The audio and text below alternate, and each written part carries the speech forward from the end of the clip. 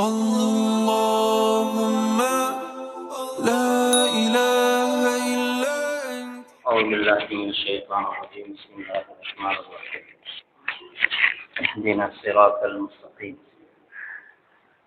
அல்லாஹ்வுடைய திருநாமம் பெற்றால் ஹாதி நேர்வழி காட்டக்கூடியவன் என்பதற்கான ஒரு கருத்து நேற்று சொன்னோம். அந்த ஹிதாயத் என்பது உலகத்தில் உள்ள எல்லா படைப்புகளுக்கும் உரித்தான். இன்னொரு வகை இருக்கிறது, அல்லாஹ் அதை ஜின்னு மற்றும் மனித வர்க்கத்திற்கு கொடுக்கிறான். வேறு யாருக்கும் அந்த ஹிதாயத் கிடையாது. இதைத்தான் எல்லா நபிமார்களும் கேட்டார்கள் அல்லாஹ்விடத்தில்.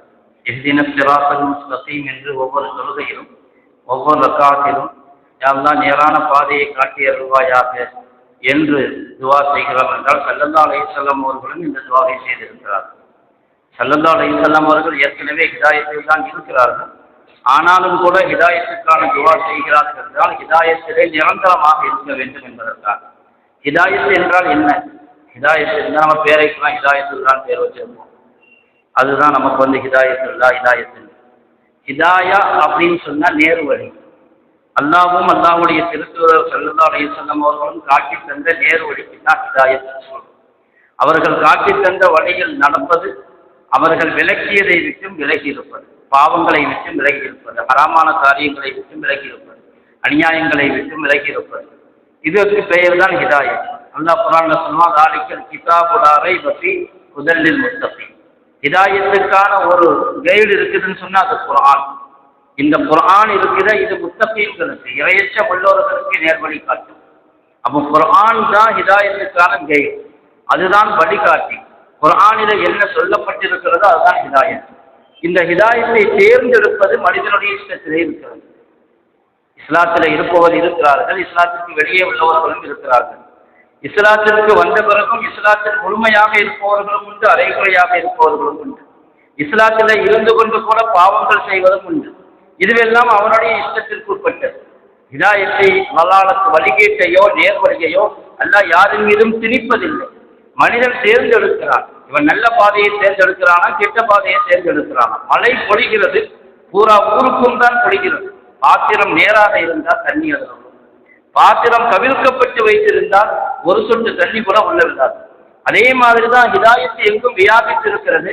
யாருடைய கல்வி அல்லாஹ்வுடைய நேர்வழியை முன்னோக்கி இருக்கிறதோ, அதை எடுத்துக்கொள்ள வேண்டும் என்கிற சிந்தனை இருக்கிறதோ அவங்களுக்கு அந்த ஹிதாயத்து கிடைக்கும். இல்லை, அதை விட்டு ஒதுங்கிட்டாங்க, எங்களுக்கு தேவையில்லை, நாங்கள் இப்படித்தான் இருப்போம், எங்களுடைய வாழ்க்கையை நாங்கள் இப்படித்தான் அமைச்சுக்குவோம், எங்களுக்கு இஸ்லாத்தினுடைய வழிகாட்டல் தேவையில்லை, நாங்கள் எங்கே இஷ்டப்படி இருக்கிறது தான், நாங்கள் சுதந்திரமாக இருக்கிறது தான் விரும்புகிறோம்னு சொன்னால் அது அவனாக தேர்ந்தெடுத்து கொண்டது அவனுடைய வழிகேடு.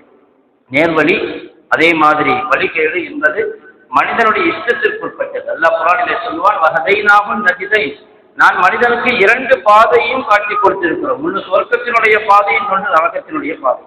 ரெண்டு பாதையும் காட்டி கொடுத்திருக்கிறோம். எந்த பாதையை தேர்ந்தெடுக்கிறான் என்பது அவனுடைய கையில் இருக்கிறது. எந்த பாதையை தேர்ந்தெடுக்கிறான் என்பது அவனுடைய கையில் இருக்குது. எங்காவது தொல்லை தரும் என்று சொன்னால் அதை விட்டு ஒதுக்கிடுவோம். போய்கிட்டே இருக்கிறோம், முன்னாடி ஒரு பாம்பு தேல் ஓடுதுன்னு அதில் போய் விழமாட்டா நமக்கு போயிடும். இது சரியான பாதை இல்லை, தவறான பாதை இல்லை, வேறு வழியாக போய்விடும். அதே மாதிரிதான் சொர்க்கத்தின் பாதை நல்ல பாதை, நரகத்தின் பாதை கெட்ட பாதை, இரண்டு பாதையும் காட்டி கொடுத்திருக்கிறோம். எந்த பாதையை நீங்க தேர்ந்தெடுக்கிறீங்களோ அப்படிப்பட்டதுதான் அந்த ஹிதாயத். அந்த ஹிதாயத்தை சில பேருக்கு ஸல்லல்லாஹு அலைஹி வஸல்லம் தன்னுடைய சச்சாவுக்கு அபூ தாலிபுக்கு முயற்சி செஞ்சாங்க. அபூ தாலிப் இருக்கிறாங்களே, ஸல்லல்லாஹு அலைஹி வஸல்லம் அவங்களுக்கு பாதுகாப்பு கொடுத்தாங்க. மக்கா காபிர்கள் ஸல்லல்லாஹு அலைஹி வஸல்லம் அவங்களை கொல்றதுக்கு கூட முயற்சி பண்ணாங்க. ஆனால் அதற்கு தடையாக அரணாக நின்றவர்கள் அபூ தாலிப் அவர்கள். ஸல்லல்லாஹு அலைஹி வஸல்லம் அவங்களுக்கு உதவியாக இருந்தாங்க. அந்த ஒட்டுமொத்த மக்காவுடைய மக்கள் குறைஷ் குலத்துக்கும் அவர்கள் ஒரு பெரிய அரணாக நின்றார்கள். ஒரு நேரத்திலே அவர்களே திக்கு முக்காடி போயிட்டாங்க. ஸல்லல்லாஹு அலைஹி வஸல்லம் அவங்களுக்கு கூப்பிட்டு சொன்னாங்க, தயவு செஞ்சு கொஞ்சம் உங்க கொள்கையை மாற்றிக்க முடியுமான்னு கேட்டாங்க. கொஞ்சம் குறைச்சிக்கங்களேன்னு சொன்னாங்க. என்னால் தாங்கிக்க முடியல, அவங்க பேசுகிற பேச்சும் அவங்க என்கிட்ட ஒப்படைங்கிறாங்க, என்னால் தாங்கிக்க முடியல. அந்த சமயத்தில் கூட ஸல்லல்லாஹு அலைஹி வஸல்லம் சொன்னாங்க, அபூ தாலிபிடத்தில் வலது கையில் சூரியனையும் இடது கையில் சந்திரனையும் வச்சா கூட நான் கொண்ட கொள்கையை விட தயாரில்லைன்னு சொல்றாங்க. நான் கொண்ட கொள்கையை விட தயாரில்லை. ஒன்று, நான் இஸ்லாத்தில் இருந்து கொண்டே மடிவேன், இல்லை என்றால் இதிலே வெற்றி பெறுவேன் சொன்னாங்க. அவ்வளவு ஸ்ட்ராங்காக இருந்தாங்க. கடைசி நேரத்தில் அபூ தாலிபினுடைய வஃபாத்துடைய சமயத்தில் ஸல்லல்லாஹு அலைஹி வஸல்லம் அவங்க பக்கத்தில் இருந்து கலிமா சொல்லி கொடுத்தாங்க. கடைசி நேரத்திலேயாவது நீங்க இஸ்லாத்தை ஏற்றுக்கொள்ளுங்கள், நான் உங்களுக்காக துவா செய்கிறேன். யார் இஸ்லாத்தை ஏற்றுக்கொள்ளவில்லையோ அவர்களுக்கு பாவ மன்னிப்புக்காக துவா செய்ய முடியாது. அவங்க நெருங்கிய சொந்தக்காரங்களாக இருந்தாலும் சரி. இப்ராஹிம் அலைஹிஸ்ஸலாம் தங்களுடைய தந்தைக்காக பாவ மன்னிப்புக்காக துவா செஞ்சாங்க. ஆனா பலம்மா தபையின லஹு அன்னஹு அதுவுல் லில்லாஹி தபரான், எப்போ அல்லாஹ் அறிவிச்சுட்டானோ அவர் அல்லாஹ்வுடைய விரோதி, விலகிட்டாங்க இப்ராஹிம் அலைஹிஸ்ஸலாம். தந்தை தான், ஆனால் ஈமான் கொள்ளவில்லை. அவருடைய பாவ மன்னிப்புக்காக துவா செய்ய முடியாது. யாரிடத்துல ஈமான் இல்லையோ அவர்களுக்காக வேண்டி ஆசிரியத்துக்காக துவா செய்ய முடியாது. அதனால சொன்னாங்க, நீங்க ஈமான் கொள்ளுங்க, நான் உங்களுக்காக துவா செய்யணும். ஈமான் கொள்ள எத்தனித்தார்கள், முற்பட்டார்கள். ஆனா பக்கத்துல இருக்கிறவங்க சொன்னாங்க, எப்ப கடைசி வரைக்கும் உன்னுடைய மூதாதைகளுடைய மதத்துல இருந்துட்டு ஏன் கடைசி நேரத்துல போய் எப்படி மாற போறேன்னு சொன்னாங்க. அதை கேட்டுட்டு அப்படியே விட்டுட்டாங்க. அல்லாஹ் சொல்லுவான் குர்ஆன்ல, இன்னக்கலா தஹ்தி மன் அஹ்பப்த, நபியே நீங்கள் பிரியப்பட்டவர்களுக்கெல்லாம் ஹிதாயத்தை நிர்பந்தமாக கொண்டு போய் தெளிக்க முடியாது. அது அல்லாஹ்வுடைய கையில் இருக்குது. அவர்கள் தேர்ந்தெடுக்க வேண்டும். உங்களுடைய வேலை இன்னக்கல தஹ்தி, நீங்கள் வழிகாட்டுவீர்கள். அதை அவர்கள் தேர்ந்தெடுத்தால் அவர்களுக்கு அது லாபம், இல்லை என்றால் அது அவர்களுக்கு நஷ்டத்திலாக முடியும். அப்படிப்பட்ட ஒரு பொக்கிஷம் தான் ஹிதாயத். சாதாரணமான ஒன்றல்ல. அல்லாஹ் தஆலா தௌஃபீக் செய்யணும். நம்முடைய கடைசி நேரம் வரையிலும் ஹிதாயத்தில் இருக்கும். ஸல்லல்லாஹு அலைஹி வஸல்லம் இந்த அளவுக்கு துஆ செஞ்சாங்க, வஅய்யதஹப்பத்தலிய ஷைத்தானு இன்தல் மௌத், என்னுடைய மௌத்துடைய சமயத்துல ஷைத்தான் என்னுடைய ஈமான்ல விளையாடிடக்கூடாது, அதை விட்டு என்னை பாதுகாப்பாயாக ஸல்லல்லாஹு அலைஹி வஸல்லம் சொன்னாங்க. நம்ம கடைசி நேரம் வரையிலும் ஈமானோடு இஸ்லாத்தோடு நேர் வழியில இருந்து வாழ்க்கையை முடிப்பது இருக்கிறது. அது போன்ற ஒரு பொக்கிஷன் கிடையாது. அதற்கு இமாம் அபூதாவுத் ரஹ்மத்துல்லாஹ் அவர்களை பற்றி ஒரு நிகழ்ச்சி வருகிறது. இமாம் அபூதாவுத் என்பவர்கள் ஹதீஸ் கிரந்தத்தை எழுதியவர்கள். உலகத்திலேயே பிரசித்தி பெற்ற அஸ்ஸிஹாஹு சித்தா என்று சொல்லப்படக்கூடிய 6 ஹதீஸ் கிரந்தங்கள், புகாரி, முஸ்லிம், அபூதாவுத், நஸஈ, இப்னு மாஜா என்று திர்மிதி என்று சொல்லப்படக்கூடிய 6 கிரந்தங்களில் ஒன்றை எழுதியவர்கள் தான் இமாம் அபூதாவுத் ரஹ்மத்துல்லாஹ் அவர்கள். அவர்கள் ஒரு தடவை கப்பல்ல கடல்ல பயணம் செய்து கொண்டிருக்கிறார்கள். கடலோரமாக சென்று கொண்டிருக்கிறது.